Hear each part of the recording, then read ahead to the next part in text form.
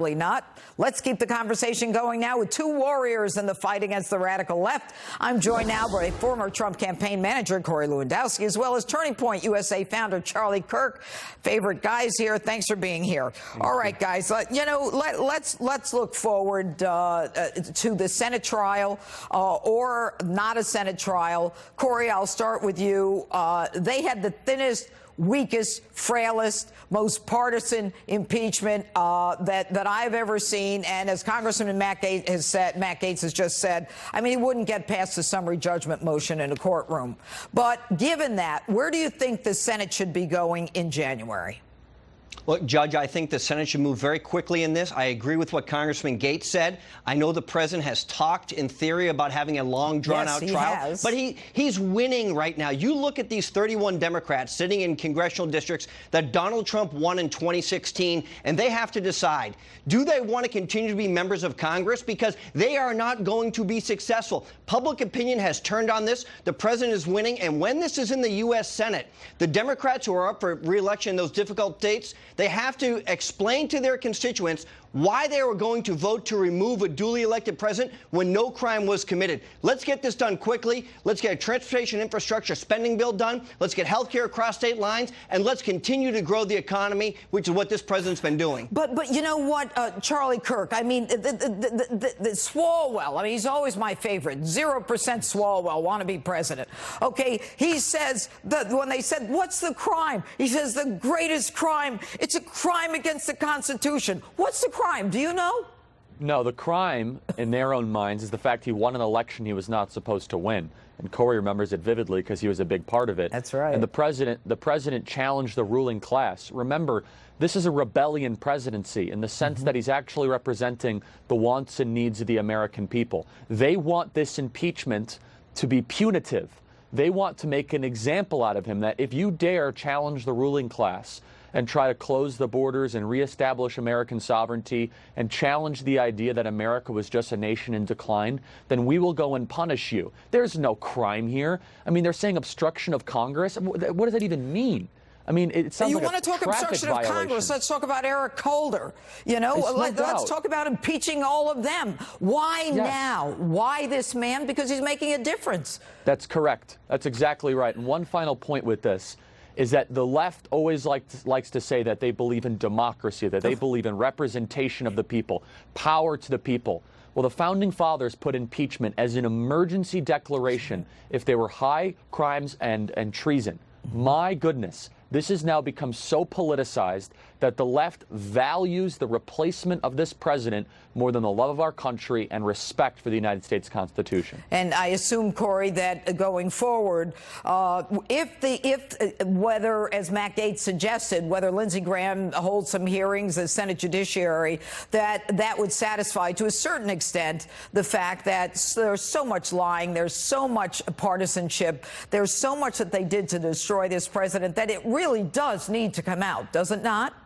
It does, Judge, but we also heard the president in the last couple of weeks talking about the fact that at some point in the future, there'll be a Democrat president of the United States, and there will be a Republican members of the body in the House that are going to impeach this president for the same thing. Is that what our country has become? We disagree politically with someone, so we're going to use the highest laws against them in an impeachment? This is outrageous. The American people are tired of this. Let the people get back to work for America and continue to grow our economy and continue to renegotiate the bad trade deals. Congress has failed the American people, and they will be accountable at the ballot box in 2020. And you know, Charlie, one of the things you said when you talked about the president not being part of the ruling class, you know, the ruling class actually did believe in making sure that illegal immigration was dealt with, you know, legally, that they, you know, when Obama certainly sent back a huge number of illegal immigrants. But it's not that. They know they've lost America. That's why they want the illegals to come in.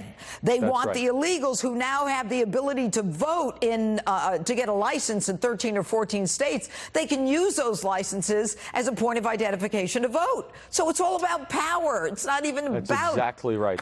Go ahead. Yes, and the fact that President Trump is actually succeeding horrifies them. Remember, they were never worried that President Trump was going to fail. They were horrified that he might actually succeed, that someone with no political background that could come down an escalator in a field full of 16 Republican candidates, challenge 2 ruling class dynasties at once, the media, the deep state, get spied on, overcome the voter fraud, win, and then actually be a successful president. These things are not supposed to happen in the playbook that is designed by the Washington, D.C. Beltway that, quite honestly, has contempt for the American people. It's not that they disagree with mainstream Midwest American values. They think less of that part of the country. Well, and they want to go after this president because he dares challenge that status quo. And they have contempt also for the law, Corey. I mean, when you look at Adam Schiff, who then gets the records of Devin Nunes, the telephone records, he should have been put on notice. The telephone company should have at least put someone on notice. There should have been an awareness.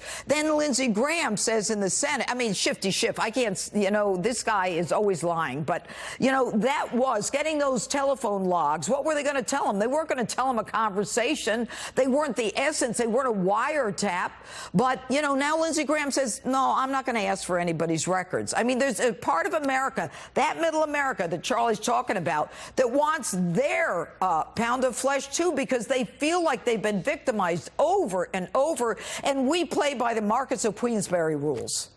Judge, we've said so many times the Republicans are too nice. Can you imagine if the Republicans were releasing phone records of a member of the press, which they've done to John Solomon, and their colleagues, as they've done to Devin Nunes? There would be outrage from every other major media outlet in the country, but none went into conservative. Look, we still have a criminal referral pending for Andy McCabe in the Justice Department, and we haven't had any. Judge, this is why middle America is so outraged, because there are 2 different sets of rules. One, if you're a Trump supporter, they go after you, and one if you support the left. Andy McCabe continues to have a criminal referral that they've done nothing with. We need accountability. The American people deserve it. Well, you know what, Corey? I just want to be clear on something. It's not just a criminal referral. The Deputy Attorney General, in response to these cases, when it's a high-profile person going up, has given the approval for the filing of the charges. So what is taking so long? Who is stopping it? Charlie, you've got to wonder yourself. Now that the Inspector General's report came out a couple weeks ago, what's going on with that FISA judge? Why isn't that FISA court judge who signed the original warrant, the 3 subsequent warrant, why isn't he or she flipping her lid at this point? Why isn't John Roberts getting involved? I completely and totally agree. And part of that Inspector General report, they said there were 17 mistakes, all of which were against President Trump. Those are not mistakes. Those are intentional political biases. A mistake would be some for Trump and some for Hillary. Those are understandable mistakes. You had institutional political bias, not to mention the text messages that we had from Peter Strzok and Lisa Page. It is so disappointing. And if you go and you see why there's so much angst and anxiety and discontent with the Washington, D.C. congressional ruling class, it's because, as Corey put it, it seems as if there's 2 standards of justice. One, if you are friends with the right people and you say the right things politically, and then the other, if you dare challenge that status quo. And it's a shame in America that justice has not been served towards these people. And I believe in it. Charlie Kirk, Corey Lewandowski, thanks so much for being here. Merry Christmas, guys. And